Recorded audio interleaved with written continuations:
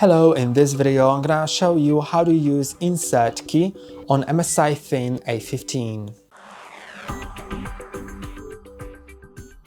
So first I'm gonna get to let's go to any app that we can type in to use the insert key. So I'm gonna go to the notepad. I'm just gonna delete that.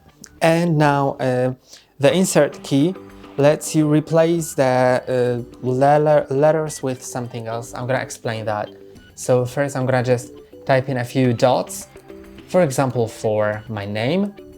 Then I can just select the cursor at the beginning, for example. Let's place the cursor here.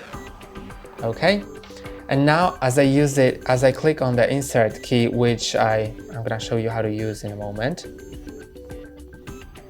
So now I believe it's okay. And as you can see, if the insert is enabled, then it replaces the dots instead of writing in between them. And as I now, for example, place the cursor here and disable the insert key, then it'll write in between them.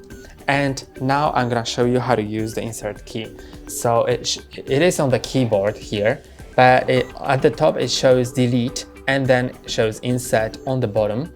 So in order to use insert instead of delete key, you need to press on Fn and this key at the same time.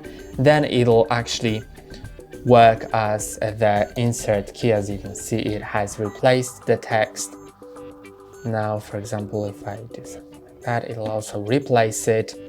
And if I click on Fn and insert at the same time again, then it'll switch back to the non-insert mode. And that's all for today. Don't forget to like and subscribe. See you next time.